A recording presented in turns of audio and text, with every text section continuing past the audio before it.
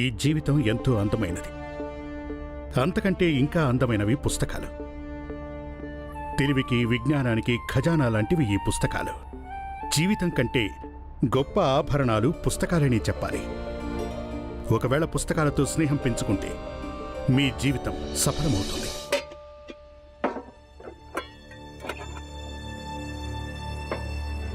ఇదిగో పిల్లలు, మీలో ఎవరైనా వెళ్ళి బెల్లం తీసుకురండి. అమ్మని రాసుకునే చాలా ఉంది. అమ్మా నాకివ్వు, నేను కొనుక్కొస్తాను. నువ్వు వెళ్తావా? ఉండు.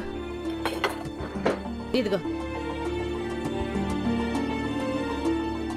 చూడు, 1 పైసాకి బెల్లం తీసుకురా. బెల్లం తీసుకుని ఇంటికి వచ్చేసాయి. నువ్వెక్కడ ఆగొద్దు. వెళ్ళావంటే తొందరగా రావు. ఇక్కడ కూర్చొని నీ కోసం ఎదురు చూడలేం. సరే అమ్మా.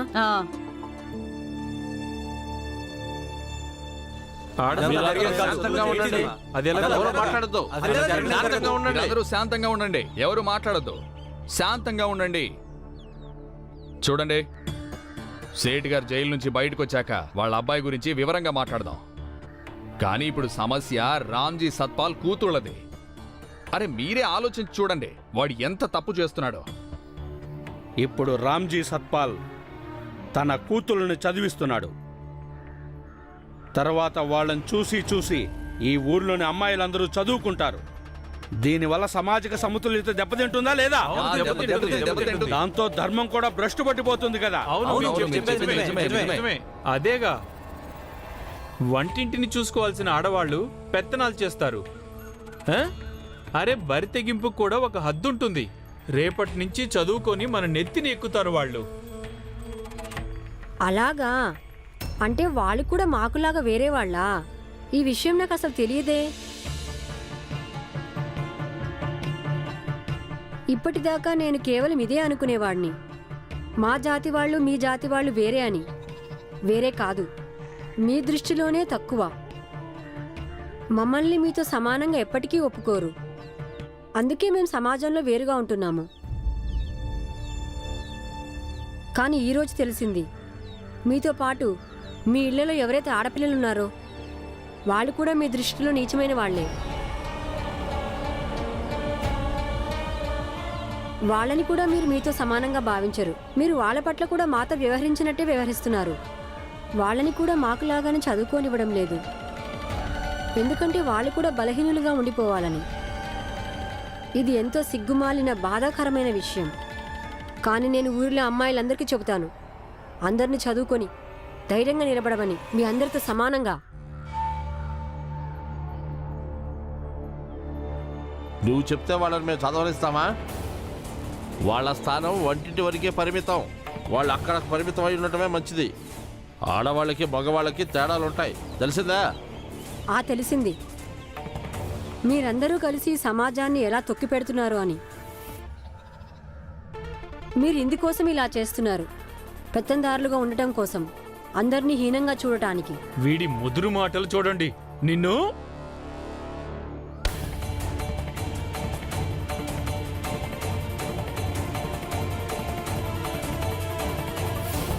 జాగ్రత్త, ఎవరైనా అడుగు ముందుకేశారంటే వాళ్ళ తల పగలు కొడతాను.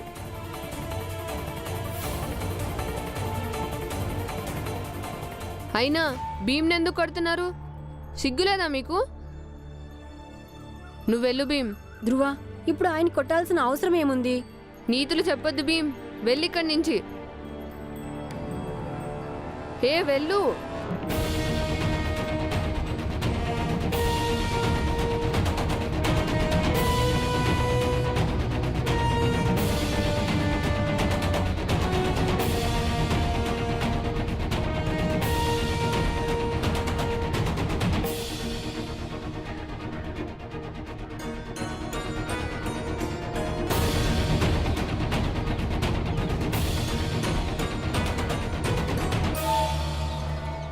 ఇప్పుడు మనం ఇంకా శాంతంగా ఉండడం మంచిది కాదు. లేకపోతే ముందు ముందు మన ఊర్లోనే మనం ఈ నీచునికి బానిసలుగా మారాల్సి వస్తుంది. ఇక ఈ తండ్రి కొడుకులు కలిసి మన సామాజిక వ్యవస్థని చిన్నాభిన్నం చేసేస్తారు. బాగా చెప్పావు. ఏదో ఒకటి చేసి తీరాల్సిందే. ఎందుకు చేయము? ఇప్పుడే వెళ్ళి వాళ్ళకి గట్టిగా బుద్ధి చెప్దాం.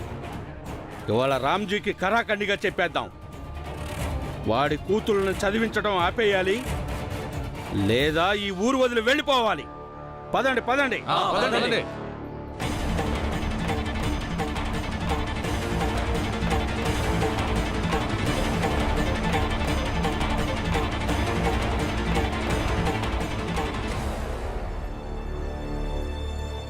ఏ ఇది విన్నారా?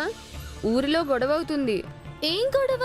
అదే రామ్జీ సత్పాల్ ఉన్నాడే, అతను తన కూతుర్లని పరీక్షలకు అప్లికేషన్ పెట్టడానికి తీసుకెళ్లాడంట.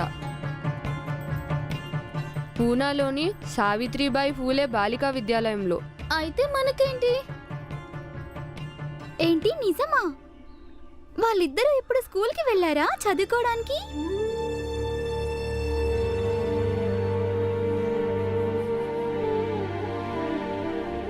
మనకన్నా వాళ్ళే అదృష్టవంతులు. మనందరికీ తిండి, బట్టలు, ఇల్లు అన్నీ మంచిగానే ఉన్నాయి. కానీ మన అమ్మా నాన్నలు ఎప్పుడూ మన గురించి ఇలా ఆలోచించలేదు. కానీ వాళ్లకు తిండి, బట్టలు, ఇల్లు మనకున్నంతగా లేవు. అయినా కూడా వాళ్ళు వాళ్ళ పిల్లల కోసం ఎంతగానో ఆలోచించారు. అయినా మనం ఆడపిల్లలం. మన పనేంటి? రోజంతా అమ్మలకి అన్నింట్లోనూ సహాయం ఉండటం, బట్టలు, అంట్లు, ఇంకా వంట పనుల సహాయం చేయటం. ఇంకా మనం అలసిపోతే బయటికెళ్ళి ఆడుకోమంటారు. ఎందుకంటే మళ్ళీ రాత్రికి పనుల్లో సహాయం చేయడానికి. మనం ఈ పనులేగా జీవితాంతం చేయాల్సింది. మనం కూడా స్కూల్కి వెళ్తే, పుస్తకాలు చదివితే ఎంత బాగుంటుందో కదా.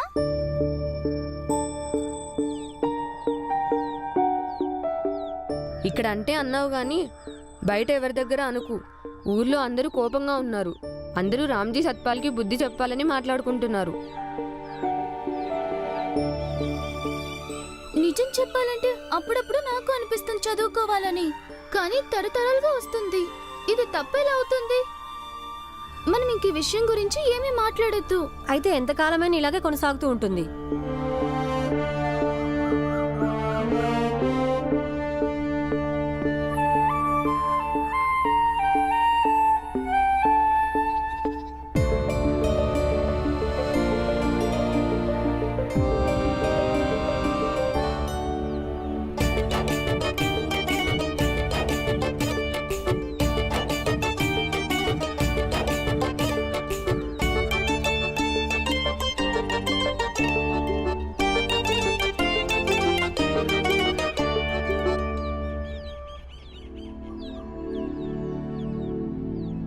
ఇలా చాలా అక్షరాలు ఉన్నాయి.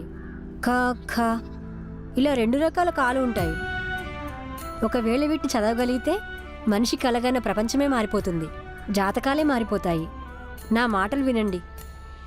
మీ ఆలోచన విధానాన్ని కాస్త మార్చుకోండి. మీరందరూ ఈ చిల్లపెంకులతో ఆడుకుంటున్నారుగా, కాస్త పద్ధతి మార్చాలంతే. అప్పుడు ఇదే చిల్లపెంకులతో అక్షరాలు కూడా దిద్దచ్చు.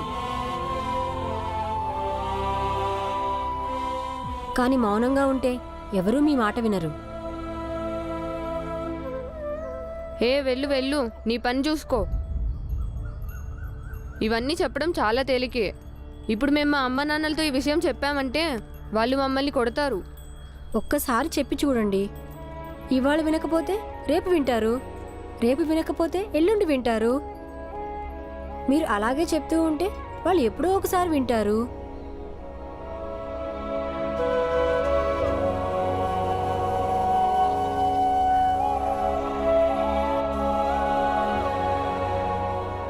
అయితే నేను అడుగుతాను, మతిగాని చెడిపోయిందా ఏంటి నీకు? నీకు తెలుసుగా, ఒకవేళ మా అమ్మ నాన్నలకు గాని తెలిసిందనుకో, అప్పుడు వాళ్ళు మనల్ని ఏం చేస్తారు? భీమ్రావు మాటలు వినగానే నా బుర్ర చెడిపోయింది. నేనైతే అడుగుతాను, ఒకసారి మంచిగా అడిగి చూస్తే తప్పేముంది? ఒకవేళ మనకి మంచి జరగకపోయినా ఇంకెవరికైనా మంచి జరగచ్చు.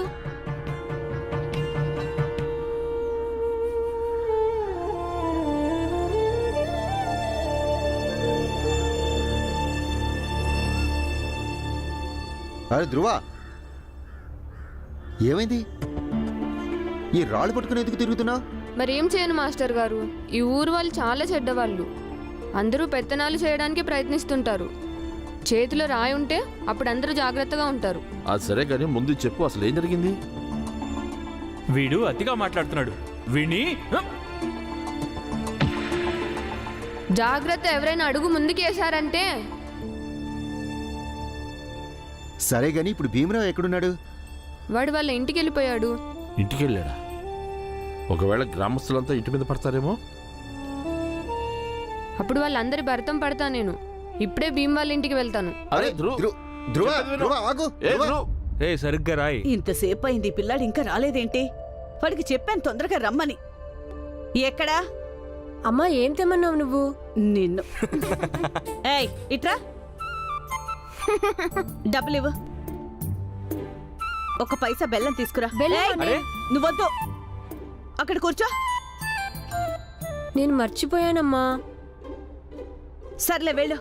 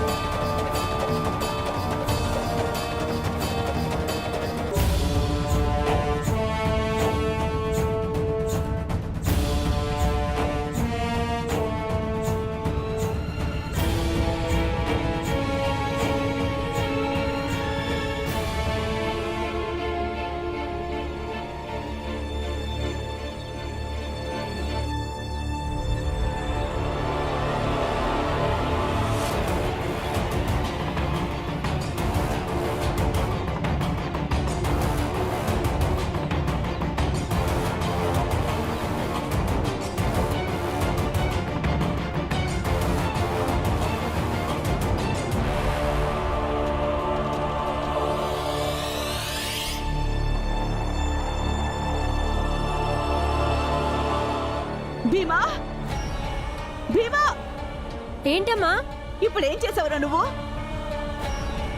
అరే ఏం చేసావు నువ్వు?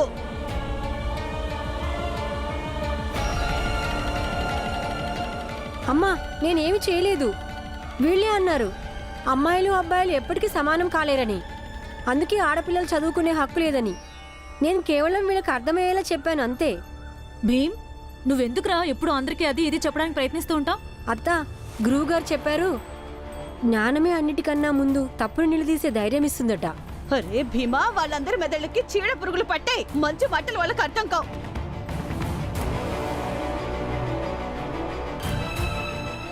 ఇప్పుడు ఈయన కూడా ఇంట్లో లేరు. ఇప్పుడు ఎలా? వీళ్ళు ఇప్పుడు ఏం చేస్తారు ఏంటో. వెళ్ళు, వీళ్ళు లోపలికి పద. రానివ్వు వాళ్ళని, నేను అయ్యో మాట్లాడతాను. వినరా భీమ్, మాట వినరా? ఏ ఎవరు ముందుకు రావద్దు.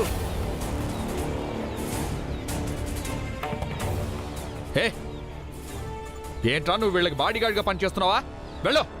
అరే ఆగండి ఆగండి. చూడండి, మీరందరూ వీళ్ళని ఇలా ఇబ్బంది పెట్టి వీళ్లతో అన్నిటికీ గొడవ పడటం అసలు మంచి పద్ధతి కాదు. చూడండి, భీమ్ ఇంకా పసివాడు, చిన్నపిల్లవాడు. ఒకవేళ మీకు వాడు చెప్పింది వినడం ఇష్టం లేకపోతే వినొద్దు. అంతేగాని మీరందరూ ఇలా వచ్చి వాడి కుటుంబ సభ్యుల మీద దౌర్జన్యం చేయటం సరైన పద్ధతి కాదు.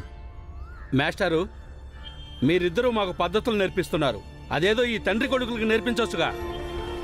మా సాంప్రదాయాల్లో, మా ధర్మంలో ఎందుకు జోక్యం చేసుకుంటున్నారు వీళ్ళు?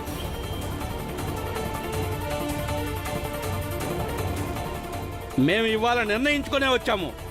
వీళ్ళకు బుద్ధి చెప్పే వెళ్తాము. ఆగండి. ఇక్కడున్న మీలో ఎవరైనా సరే నా కుటుంబానికి హాని చేశారనుకో, నేను తిన్నగా పోలీస్ ఇన్స్పెక్టర్ దగ్గరికి వెళ్తాను. ఇంకా నేను రాళ్లతో అందరు బుర్రలు పగలగొడతాను.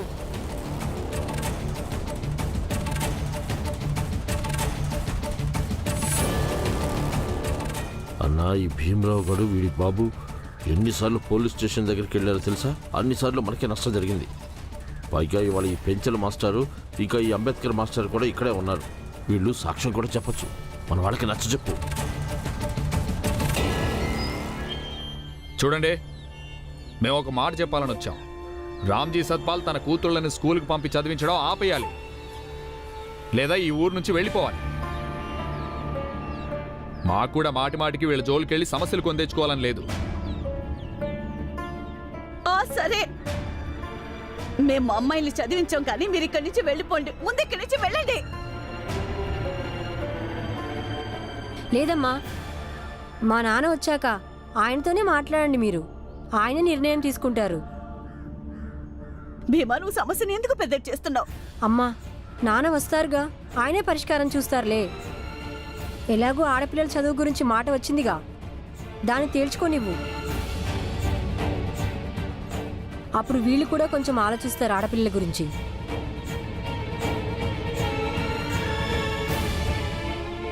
వద్దు భీమా. అమ్మా, అయితే ఆడపిల్లలకి చదువుకునే హక్కు లేదా? లేదు. ఆడపిల్లలకు చదువుకునే హక్కు లేదు. ఇవాళ రామ్జీ సత్పాల్ని రానివ్వండి. మేము కూడా తాడోపేడో తేల్చుకునే వెళ్తాం. అంతవరకు ఇక్కడే కూర్చుంటాం. ఇక్కడే కూర్చుందాం.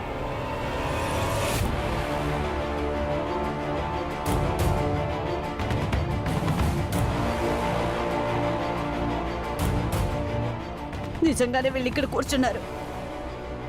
అమ్మా, పర్వాలేదు, మేము కూడా ఇక్కడే కూర్చుంటాం.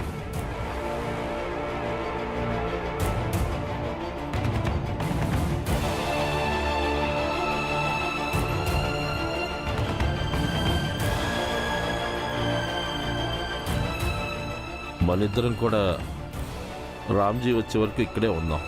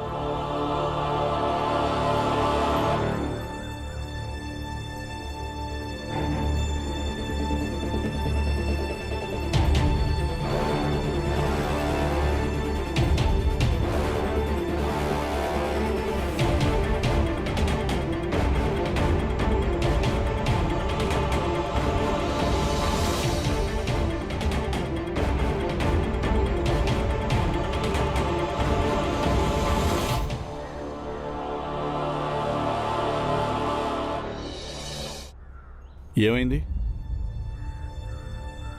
రామ్జీ, భీమరావు అన్నమాట అమ్మాయిలందరూ కూడా చదువుకోవాలని. భీమ్, అవును నాన్న, నేనన్నది ఏమైనా తప్పా నాన్నా? రామ్జీ సత్పాల్, 2 షరతులు పెట్టాం. అందులో నువ్వేదో ఒకటి ఎంచుకో. ఒకటి, నీ కూతుళ్ళిద్దరిని చదువు మానిపించి ఇంట్లో కూర్చోబెట్టు. లేకపోతే ఈ ఊరు వదిలేసి ఎక్కడికైనా వెళ్ళిపో.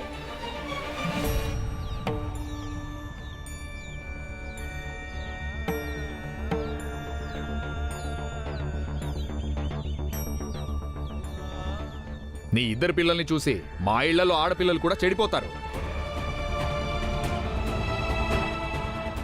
ఈ మూర్ఖపు మనుషులకు చదువు విలువేంటి అర్థం అవడం లేదు. భీమ్ నేను రాకముందే ఖచ్చితంగా వీళ్ళకి నచ్చజెప్పే ఉంటాడు.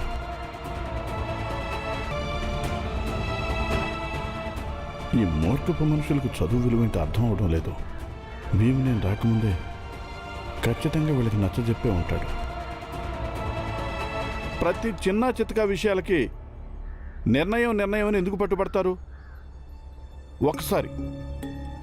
ఒక్కసారి ఆ అమ్మాయిలను కూడా అడగండి. ఎవరికి తెలుసు, చదువుకోవడం వాళ్ళకి ఇష్టమేనేమో.